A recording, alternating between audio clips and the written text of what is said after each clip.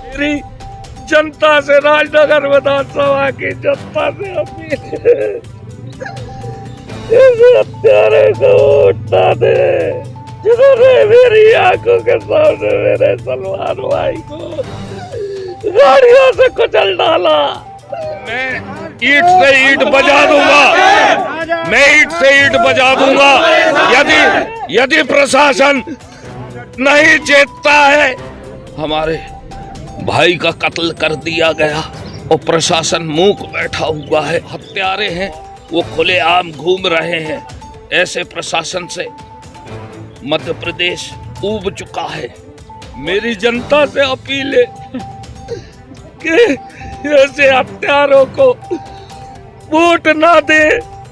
हम लोग कानून लेने अपने हाथ में विवश हो सकते हैं। जब हम लोगों को सूचना मिली कि टोरिया टेक से पैसे बांटते हुए अरविंद पटेरिया और उनके लोग चले आ रहे हैं, तो हम लोगों ने रने फॉल रोड से टोरिया पहुंचने के लिए चले। उस बीच में रास्ते में भैंसें बैठी हुई थी, तो भैंसों को जब तक हॉर्न ऑन बजाया इतने में उनकी गाड़ियां आ गई। तो विक्की बघेल और राधे बाबा इत्यादि ये सब लोग जो 15-20 गाड़ियों में थे, ये सब गालियां देने लगे। गालियां देते रास्ता छोड़ने के लिए मैंने इनको कहा, सब लोगों को, कि रास्ता छोड़ो, इनको निकल जाने दो। उस बीच में इन्होंने अपशब्दों का प्रयोग करते हुए कहा कि चढ़ा दो इन पे गाड़ियां। और मैं जल्दी से गाड़ी के अंदर घुस गया। सलमान बेचारा गाड़ी के अंदर नहीं आ पाया और सत्यम शिवम बुंदेला जो हमारे यूथ कांग्रेस के अध्यक्ष हैं राजनगर विधानसभा के, उनके पैर में गाड़ी लगी। वो तरुण ने उनको खींच लिया, नहीं तो उनका भी वही हाल होता। हमारे भाई का कत्ल कर दिया गया और प्रशासन मूक बैठा हुआ है। और जो हत्यारे हैं वो खुलेआम घूम रहे हैं। ऐसे प्रशासन से मध्य प्रदेश ऊब चुका है। और ऐसे हत्यारों को मेरी जनता से अपील है कि ऐसे हत्यारों को वोट ना दे। मेरी जनता से, राजनगर विधानसभा की जनता से अपील है, इस हत्यारे को वोट ना दे जिन्होंने मेरी आंखों के सामने मेरे सलमान भाई को गाड़ियों से कुचल डाला।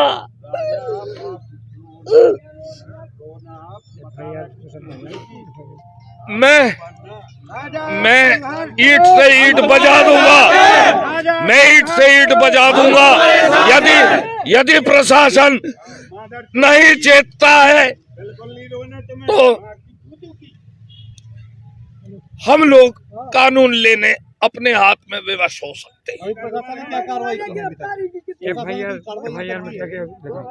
हाँ, मैंने आवेदन दे दिया है। आवेदन देने के बाद में मुझसे बोला गया है कि आप थोड़ा रुकें जब तक हमारे पास में वो वहाँ से डॉक्टर का वो नहीं आ जाता है। कितने लोगों की संख्या रही होगी सर? लगभग 50 लोग रहे थे।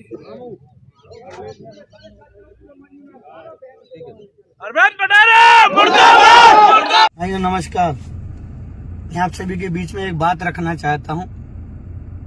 आज जब मैं सुबह मतदान के लिए उठा तो मुझे पता चला फेसबुक के माध्यम से कि माननीय विधायक जी के द्वारा एक आरोप लगाया जा रहा है कि मेरी गाड़ी के द्वारा एक व्यक्ति की हत्या की गई है। मैं आप सभी को बता देना चाहता हूं कि जो इस प्रकार की विधायक जी के द्वारा गंदी राजनीति की जा रही है, यह मौत पर राजनीति कर रहे हैं, ये बहुत ही निंदनीय है।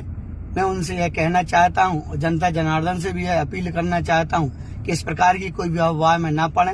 ये हमेशा झूठ की राजनीति करते आए, 20 साल हो गए, जनता जाग चुकी है। ये भगवान से झूठ बोलने से नहीं डरते, तो ये तो इंसान है।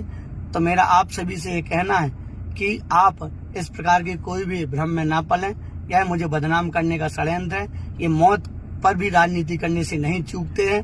मेरा यहाँ पर आप सभी से कहना है कि मैं अगर दोषी पाया जाता हूँ और अगर मैं दोषी हूँ तो मैं प्रशासन से भी यह आग्रह करता हूँ कि इसकी जो न्यायिक जांच हो वो कराई जाए और दोषी पर सख्त कार्रवाई की जाए। मैं आपको बता दूं कि लगभग कल इनने पूरे दिन विधायक जी के गुर्गों के द्वारा और विधायक जी के द्वारा तांडव किया गया। यहाँ तक कि रानी साहब के द्वारा रात को 11 बजे नए गांव में जाकर के 10 गाड़ियों के द्वारा जाकर के वहां पर हमला टाइप किया गया। लोग वहां से भागे बेचारे। एक बमीठा में जाकर के इनके लोगों ने एक जो हमारा कार्यकर्ता था उसके गर्दन पर तमंचा रखा और कहा कि चले जाओ घर, नहीं तो जिंदा नहीं छोड़ेंगे। गोरा में एक अहरवार समाज के हमारे भाई हैं, उनको छेक करके उनको रास्ते में रोक करके उनको भी हमला करने के लिए प्रयास किया। वो बेचारे दौड़ करके भागे। यह सब शिकायतें मैंने एसडीओपी साहब से भी की, 4 बार मैंने टीआई साहब को भी फोन लगाया, लेकिन यह अपने करतूतों से नहीं माने। फिर लास्ट में मुझे ये पता चला है कि रनीफाल रोड पर जा रहे थे, नशे के धुत में सभी लोग भयानक नशे में थे, विधायक जी भी नशे में थे और इन्हों की गाड़ियां टकरा गई और एक व्यक्ति की मौत हो गई, और जिसका जिम्मेदारी मुझे ठहरा रहे हैं। मैं फिर यही कहूंगा प्रशासन से कि अगर मैं दोषी पाया जाऊं तो मुझे सजा दी जाए, और नहीं तो अगर ये दोषी है तो इनको भी सजा दी जाए।